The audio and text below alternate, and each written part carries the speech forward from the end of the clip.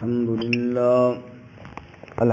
لله وكفى والصلاة والسلام على خاتم الرسل وسيد الأنبياء وعلى آله وأصحابه الأتقياء. أما بعد فأعوذ بالله من الشيطان الرجيم. بسم الله الرحمن الرحيم. إن الذين آمنوا والذين هادوا والنصارى والصابئين من آمن بالله واليوم الآخر وعمل صالحا فلهم أجرهم عند ربهم ولا خوف عليهم ولا هم يحزنون. ان الذین آمنوا، بے شک وہ لوگ جو ایمان لائے، والذین ہادوا، اور وہ جو یہودی ہوئے، والنصارى، اور جو نصرانی یعنی عیسائی بنے، والصابئین، اور جو بے دین بنے، من آمن باللہ والیوم الآخر، جو کوئی ایمان لائے اللہ کے ساتھ اور آخرت کے دن کے ساتھ، وعمل صالحا، اور عمل کرے اچھے، فلہم اجرہم عند ربہم، پس ان کے لیے ان کا اجر ہے ان کے رب کے ہاں، ولا خوف علیہم، اور نہ خوف ہوگا ان پر، ولا هم يحزنون، اور نہ وہ غمگین ہوں گے. سبحان ربک رب العزت عما یصفون وسلام علی المرسلین والحمد للہ رب العالمین. اللہم صل علی محمد وعلی آل محمد کما صلیت علی ابراہیم وعلى آل إبراهيم إنك حميد مجيد. اللهم بارك على محمد وعلى آل محمد كما باركت على إبراهيم وعلى آل إبراهيم إنك حميد مجيد. معزز سامعین، سورۃ البقرہ کا 8واں رکوع آیت نمبر 62 آپ کے سامنے تلاوت کی ہے. اللہ رب العزت اس کے مطابق صحیح بیان کی توفیق عطا فرمائے اور ہمیں قرآن و سنت پر عمل کرنے کی توفیق عطا فرمائے.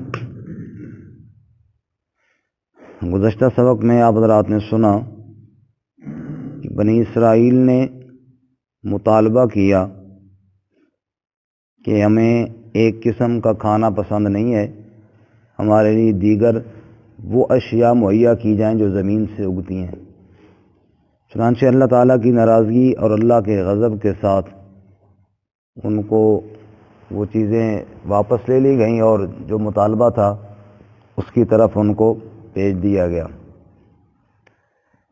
میں نے شروع میں عرض کیا تھا کہ بنی اسرائیل کو جو اللہ تعالیٰ دعوت دے رہے ہیں اس کے کئی انواع اور کئی حصے ہیں.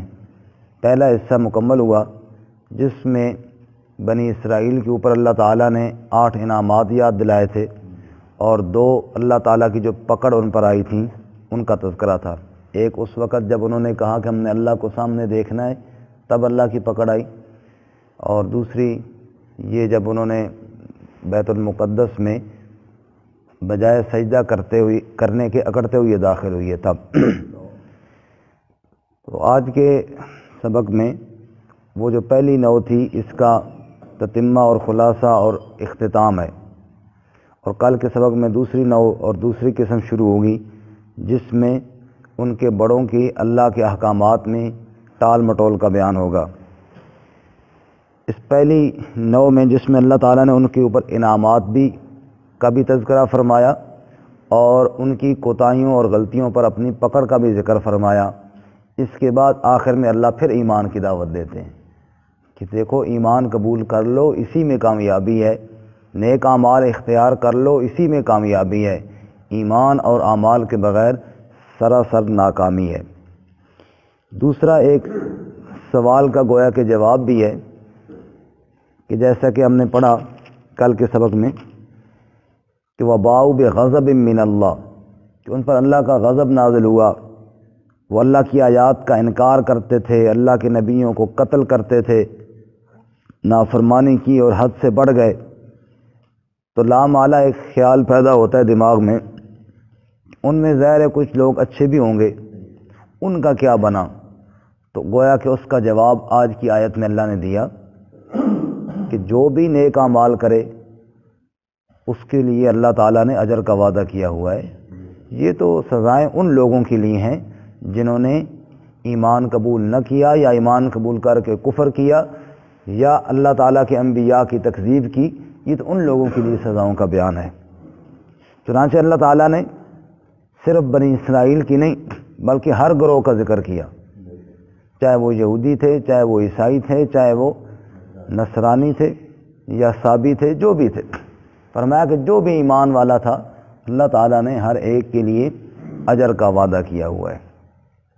چنانچہ فرماتے ہیں ان الذین آمنوا، بے شک وہ لوگ جو ایمان لائے، جو اہل ایمان ہیں، اللہ ہمیں بھی مرتے دم تک ایمان پر قائم رکھے، آمین۔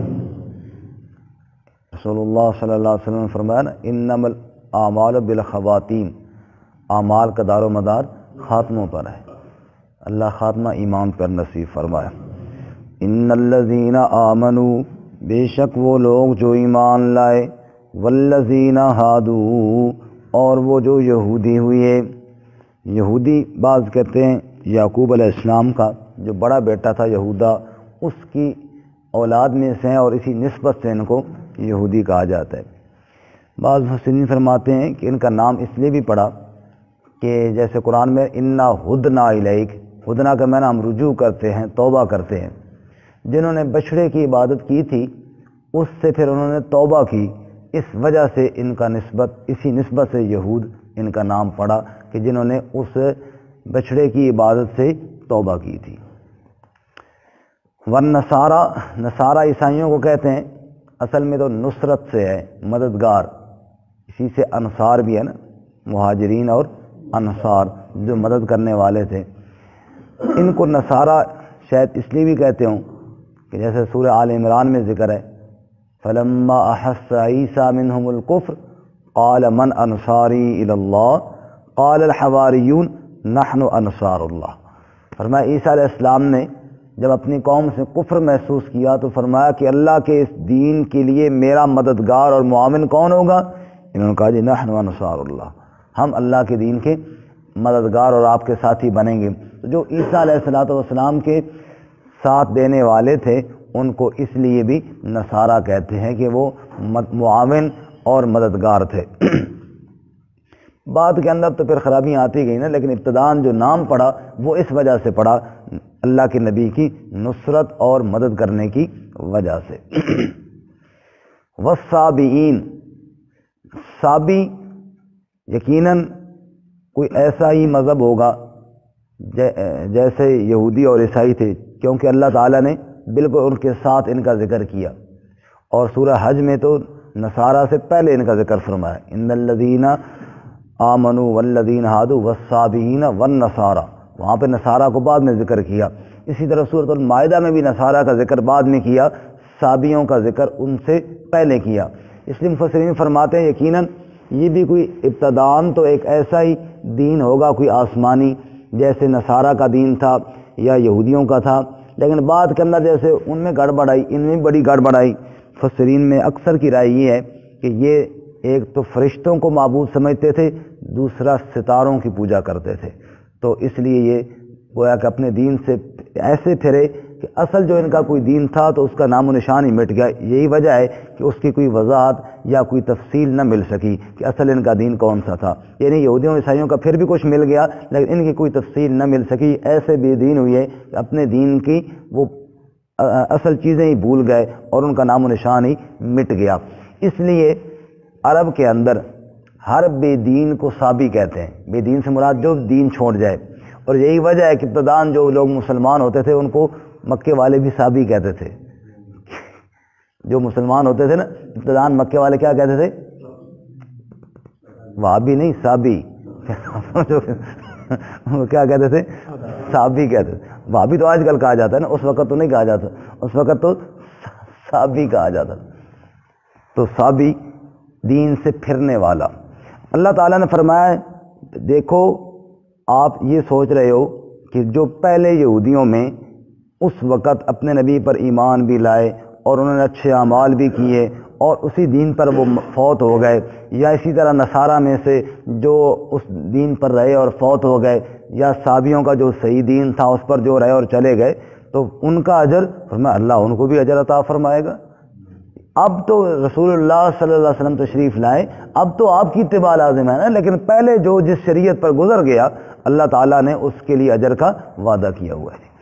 ان الذین آمنوا، بے شک وہ لوگ جو ایمان لائے، والذین ہادوا، اور جو یہودی ہوئے، والنصارا، اور جو عیسائی بنے، والصابئین، اور جو صابی، من آمن باللہ، جو بھی ایمان لایا اللہ کے ساتھ، والیوم الآخر، اور آخرت کے دن کے ساتھ، وعمل صالحا، اور عمل بھی اچھے کیے، فلہم اجرہم عند ربہم، پس ان کے لیے ان کا اجر ہوگا ان کے رب کے ہاں، ان کے لیے ان کا اجر ہوگا ان کے رب کے ہاں. دیکھیں جی، نمبر 1 اللہ نے ایمان کی شرط لگائی ہے، اور ایمان باللہ یعنی اللہ کی توحید کے ساتھ ایمان. کیوں؟ اگر ایمان باللہ نہیں ہے، اللہ کی توحید کے ساتھ مکمل ایمان نہیں ہے اور اس میں کوئی شرک کی بو ہے تو وہ عمل کو برباد کر دیتی ہے. سورۃ القاف کے آخر میں اللہ فرماتے ہیں نا، افحسب الذین کفروا ان یتخذوا عبادی من دونی اولیاء انا اعتدنا جہنم للکافرین نزلا. کیا تم نے یہ سمجھا ہے، میرے بندوں نے یہ سمجھ لیا ہے، کفار نے یہ سمجھ لیا ہے کہ میرے بندوں کو وہ میرا شریک بنائیں گے اور پھر ہم ان کو بخش دیں گے؟ فرمایا ایسا نہیں ہوگا. انا اعتدنا جہنم للکافرین نزلا، ہم نے ایسے بے ایمانوں کے لیے جہنم کی مہمانی تیار کر رکھی ہے. فرمایا قل هل انبئکم بالاخسرین اعمالا الذین ضل سعیہم فی الحیاۃ الدنیا وہم یحسبون انہم یحسنون صنعا. میں تمہیں بتاؤں نقصان اٹھانے والے کون لوگ ہیں؟ جو سمجھ تو یہ رہے ہیں کہ ہم بڑے اچھے کام کر رہے ہیں، لیکن چونکہ شرک موجود ہے ان کے اچھے کام ان کو نفع ذرا بر بھی نہ دیں گے. اولئک حبطت اعمالہم، ان کے اعمال ضائع اور برباد ہو جائیں گے. فلا نقیم لہم یوم القیامت وزنا، قیامت والے دن ان کے لیے کوئی میزان مقرر نہ کیا جائے گا، ان کے اعمال میں وزن ہی کوئی نہیں ہوگا. یہاں پہ مفسرین ایک بڑی عجیب بات کرتے ہیں کہ یہ سوال ہوتا ہے کہ اللہ فرماتے ہیں ہم ان کے لیے میزان ہی مقرر نہیں کریں گے، تولیں گے ہی نہیں. بھئی یا اللہ تولو تو صحیح. انہوں نے بڑے عمل کیے، بڑے بڑے کام کرتے رہے، صدقے خیرات کرتے رہے، آدھی آدھی رات کو اٹھ کر تہجد پڑھتے رہے، ان کے لیے وزن کیوں کوئی نہیں؟ تو اللہ تعالیٰ نے فرمایا دیکھو وزن اس لیے نہیں کہ وزن تب تولا تب جاتا ہے نا، ترازو تب اٹھایا جاتا ہے اجمل صاحب، ایک طرف جناب تول ہوں، پتھر ہوں، اور دوسری طرف کوئی تولنے کے لیے چیز بھی تو ہو. اب جناب صرف پتھر ہی پتھر ہوں تو ترازو کوئی نہیں اٹھاتا، کیونکہ اٹھایا ہی نہیں جاتا، دوسری طرف چیز ہی کوئی نہیں. اللہ فرماتے ہیں ان کے جتنے اعمال بھی تھے نا وہ شرک نے تو برباد کر دیے، عمل بچا ہی کوئی نہیں پیچھے، عمل ان کا پیچھے بچے. دیکھو مشرکین مکہ کے اعمال تھوڑے تھے، بعض دفعہ بندہ حیران ہوتا ہے کہ کتنے اخلاص کے ساتھ عمل کرنے والے تھے. یہ بیت اللہ شریف کا جو تعمیر ہوئی اور اس میں جو حتیم باہر نکلا ہوا ہے، یہ کیوں نکلا ہوا ہے؟ یہ اسی لیے تو نکلا ہوا ہے کہ انہوں نے کہا تھا بیت اللہ کی تعمیر میں کوئی مشکوک پیسہ نہیں لگنا چاہیے، بالکل حلال پاکیزہ مال ہو تب بیت اللہ کی تعمیر کی جائے. اب وہ حلال پاکیزہ مال جو اکٹھا ہوا وہ اتنا ہوا کہ پورے بیت اللہ پہ چھت نہیں ڈالا جا سکتا تھا. انہوں نے کہا چلو خیر ہے تھوڑا حصہ باہر نکال دو لیکن پیسہ مشکوک نہیں لگنا چاہیے. اللہ کے گھر میں. یہ تھوڑا عمل ہے، بہت بڑا عمل کیا، لیکن فلا نقیم لہم یوم القیامت وزنا، شرک کی وجہ سے عمل برباد ہو گیا. شرک کی وجہ سے عمل کیا ہو گیا جی؟ برباد ہو گیا. تو اللہ تعالیٰ ہمیں شرک سے محفوظ فرمائے. تو ایمان، اللہ کے ساتھ ایمان مراد اللہ کی توحید کے ساتھ ایمان، ورنہ تو اللہ کو ماننے والے بہت تھے، اللہ کو تو وہ بھی مانتے تھے نا. فرمایا من آمن باللہ، جو اللہ کے ساتھ ایمان لایا، یعنی اللہ کی توحید کے ساتھ ایمان لایا، اور والیوم الآخر، آخرت کے دن کے ساتھ ایمان لایا. یہاں پر بھی آخرت کے اوپر ایمان لانے میں بھی بڑا اختلاف ہے. ایک تو نظریہ تھا یہود و نصارہ کا، انہوں نے کہا تھا کہ بس آخرت میں کامیابی ہمارے لیے ہوگی. کامیابی کس کے لیے؟ یہودیوں نے کہا یہودیوں کے لیے، عیسائیوں نے کہا عیسائیوں کے لیے. وہی کامیاب ہوگا جو یہودی بنا یا جو عیسائی بنا. اور یہودیوں نے یہ کہہ دیا کہ اگر ہم دوزخ میں گئے بھی سے تو چند دن جائیں گے. لن تمسنا النار الا ایاما معدودہ، ہمیں ہرگز آگ نہیں لگے گی سوائے چند دنوں کے.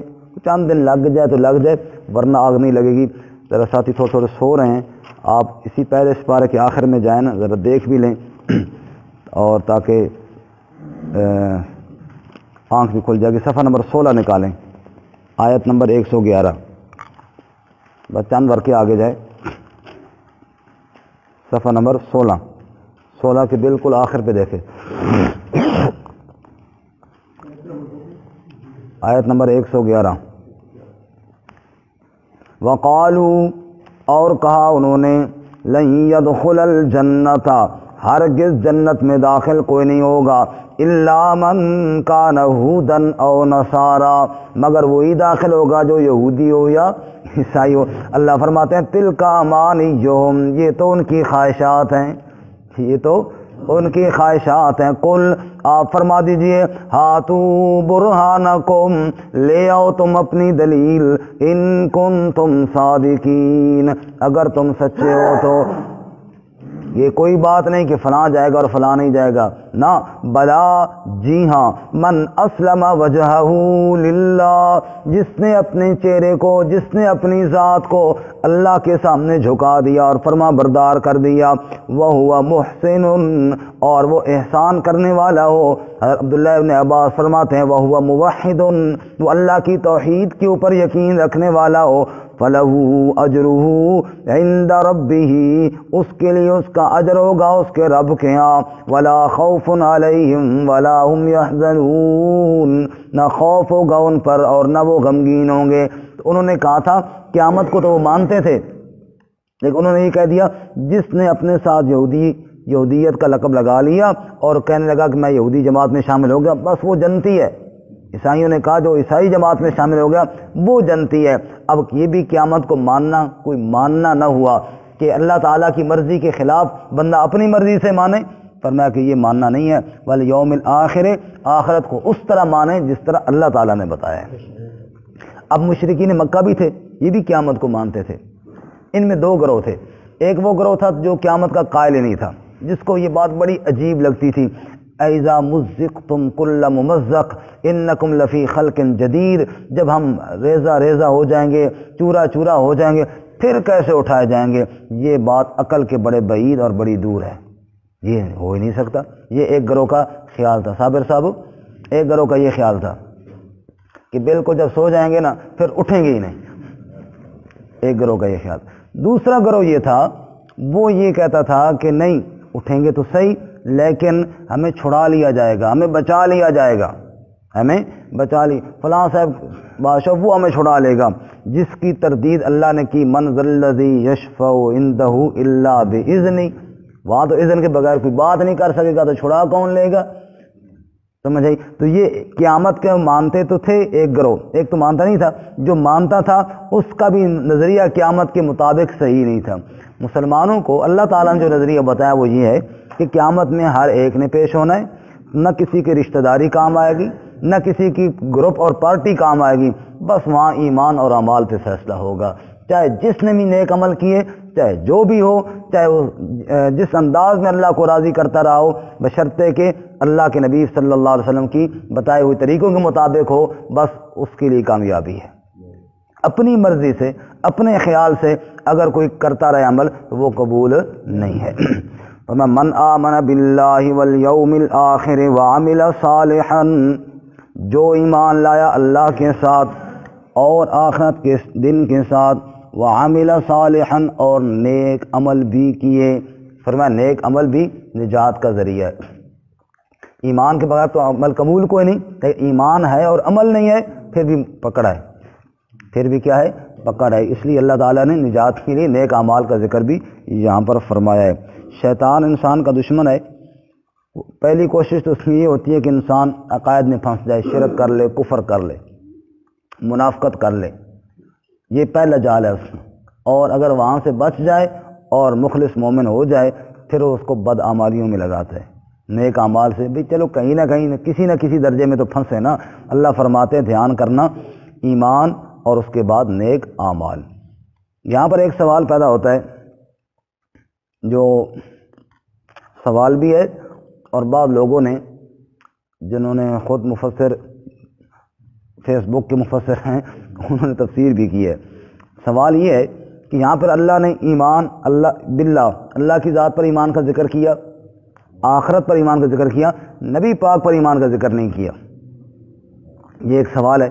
اور بعض فیس بک کی مفسرین نے یہ کہہ دیا کہ بھائی نبی پر ایمان لانا ضروری کوئی نہیں ہے، نعوذ باللہ، یعنی محمد رسول اللہ صلی اللہ علیہ وسلم بادشاہ کسی نبی کا نام لے لے کافی ہے، نعوذ باللہ۔ یہ بات دیکھو جی، ہوتا تو یہاں پہ ذکر ہوتا، دلیل پر یہ آیت پیش کرتے ہیں، یہ آیت پیش کرتے ہیں۔ حالانکہ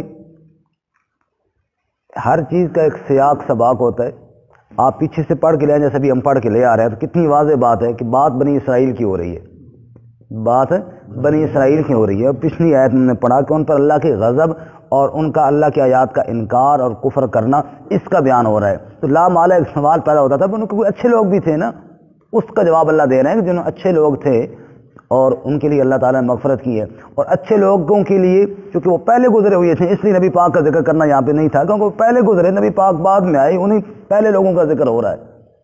بات سمجھ میں آ رہی؟ اس لیے جہاں پہ رسول اللہ صلی اللہ علیہ وسلم کا اللہ نے ذکر اسپیشل نہیں فرمایا، ورنہ تو اللہ کے نبی تو یہ بات بتا رہے ہیں۔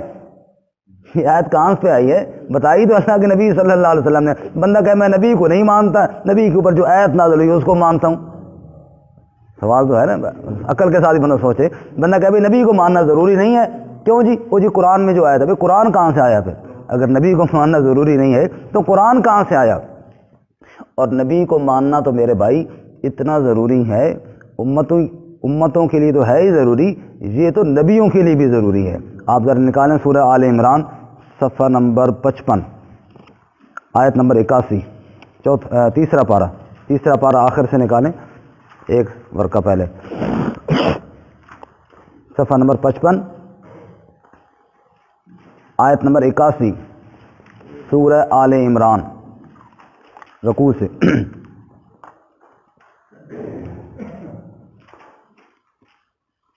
فرمایا وَإِذْ أَخَذَ اللَّهُ مِيثَاقَ النَّبِيِّينَ، اور جب اللہ تعالیٰ نے پختہ وعدہ لیا نبیوں سے، کس سے؟ نبیوں سے۔ لَمَا آتَيْتُكُم مِّن كِتَابٍ وَحِكْمَةٍ، کہ جب میں تمہیں میں دوں گا کتاب اور حکمت یعنی نبوت، ثُمَّ جَاءَكُم، پھر آ جائے تمہارے پاس، رسول عظیم الشان رسول۔ یہ رسول ان کے اوپر جو دو پیشے ہیں نا ان کو تنوین کہتے ہیں، اس کا بھی مقصد ہوتا ہے التنوین للتعظیم، یہ عظمت کے لیے، اس کا معنی عظیم الشان، رسول و عظیم الشان رسول، مصدق لما معکم، وہ تصدیق کرنے والا جو تمہارے پاس ہے۔ جیسے قرآن پاک میں نبی پاک صلی اللہ علیہ وسلم نے تصدیق فرمائی تورات کی، انجیل کی، زبور کی، آپ نے کسی آسمانی کتاب کی تردید نہیں فرمائی۔ اللہ فرماتا ہم نے پہلے نبیوں سے یہ وعدہ لیا، اے میرے نبیوں جب میں تمہیں کتاب اور حکمت دوں گا، پھر اگر تمہارے پاس رسول مصدق و عظیم الشان رسول جو تمہاری تصدیق کرنے والا ہے وہ آ جائے تو لتؤمنن بہ تم نے اس پر ایمان لانا ہے، وَلَتَنْصُرُنَّهُ اور اس کی نصرت بھی کرنی ہے۔ اللہ فرماتے ہیں لوگوں یہ تو میں نے نبیوں کو بھی حکم دیا ہے، اگر میرا محمد کریم صلی اللہ علیہ وسلم تمہارے سامنے بھی آ جائے تم نے بھی اس پر ایمان لانا ہے، تم نے بھی اس پر کیا لانا ہے؟ ایمان لانا ہے۔ اور صرف ایمان نہیں لانا بلکہ وَلَتَنْصُرُنَّ آپ کی نصرت بھی کرنی ہے، آپ کے ساتھ تعاون بھی کرنا ہے۔ قال اللہ نے فرمایا اقررتم کیا اقرار کر لیا تم نے، واخذتم علی ذالکم اسری اور تم نے میرے ساتھ اس بات پر پختہ وعدہ کر لیا۔ قالوا اقررنا سارے نبیوں نے کہا جی یا اللہ ہم نے اقرار کر لیا۔ قال اللہ نے فرمایا فاشہدوا پس تم بھی گواہ ہو جاؤ، وانا معکم من الشاہدین اور میں بھی تمہارے ساتھ گواہی دینے والوں میں سے ہوں۔ نبی پاک کو ایمان لانا ضروری نہیں، یہاں تو اللہ نبیوں سے وعدہ لے رہا اور آگے دیکھو فمن تولا بعد ذالک پس جو کوئی پھر گیا اس کے بعد فاولئک هم الفاسقون بس یہی لوگ ہیں فاسق۔ اور کہیں کہ نبی پاک پر ایمان لانا ضروری نہیں، جیسے مرضی اللہ کو راضی کرو، فرمایا نہیں افغیر دین اللہ یبغون کیا اللہ کے دین کے علاوہ کوئی تلاش کرتے ہیں وہ، کیا اللہ کے دین کے اس پہ غور کریں، کیا اللہ کے دین کے علاوہ کوئی اور راستہ وہ تلاش کرتے ہیں؟ فرمایا ایسے تو نہیں ہوگا، راہ وہی چلے گی جو میرا محمد کریم صلی اللہ علیہ وسلم بتا کر گیا ہے۔ افغیر دین اللہ یبغون وَلَهُ أَسْلَمَ مَنْ فِي السَّمَاوَاتِ وَالْأَرْضِ اور اللہ ہی کے لیے فرما برداری کرتے ہیں جو آسمانوں میں ہے وہ بھی اور جو زمین میں ہے وہ بھی، طوعا و کرہا خوشی سے اور ناخوشی سے، یعنی کوئی چاہے نہ چاہے بات تو وہی ہونی ہے جو رب کی مرضی ہے۔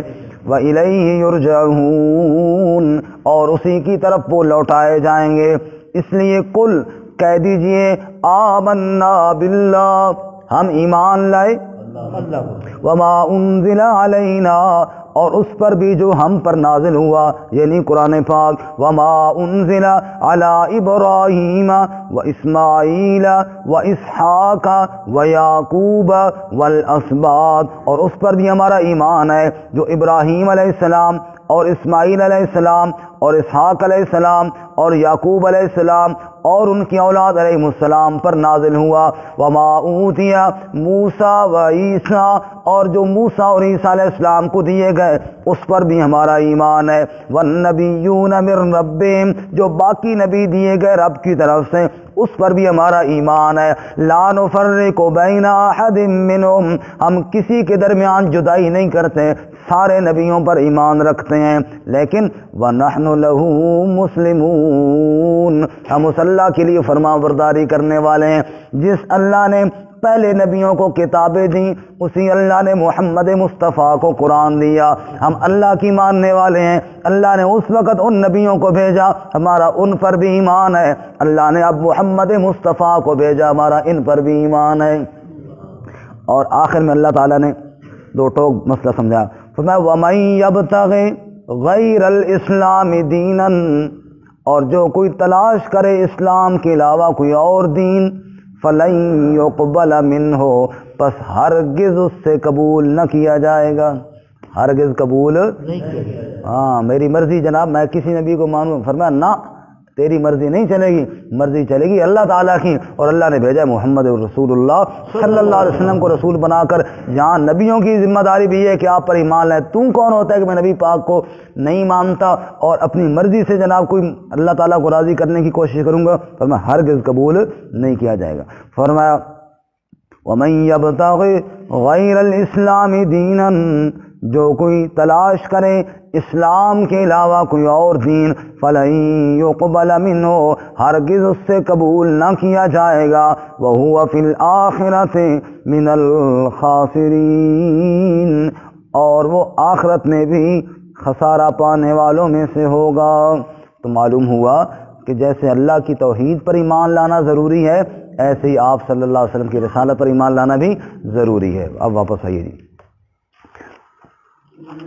تو فرمایا جو ایمان لائے، نیک اعمال کرے، فلہم اجرہم عند ربہم، ان کے لیے ان کا اجر ہوگا رب کے ہاں، ولا خوف علیہم ولا هم یحزنون، نہ خوف ہوگا نہ غمگین ہوں گے۔ پہلے بار عرض کر چکا ہوں، خوف اپنی ذات کا، غم دوسروں کی ذات کا، نہ اپنا ڈر ہوگا نہ کسی کا غم ہوگا۔ اللہ ایسے امن والی زندگی ان کو عطا فرمائیں گے، اللہ ہمیں بھی نصیب فرمائے۔ ترجمہ دوبارہ سنیں، ان الذین آمنوا، بے شک وہ لوگ جو ایمان لائے، والذین ہادوا، اور وہ جو یہودی ہوئے، والنصارى، اور جو نصارہ ہوئے، والصابین، اور جو صابی ہوئے، من آمن باللہ، جو کوئی ایمان لائے اللہ کے ساتھ، والیوم الآخر، اور آخرت کے دن کے ساتھ، وعمل صالحا، اور عمل کرے اچھے، فلہم اجرہم عند ربہم، پس ان کے لیے ان کا اجر ہوگا رب کے ہاں، ولا خوف علیہم، اور نہ خوف ہوگا ان پر، ولا هم یحزنون، اور نہ وہ غمگین ہوں گے۔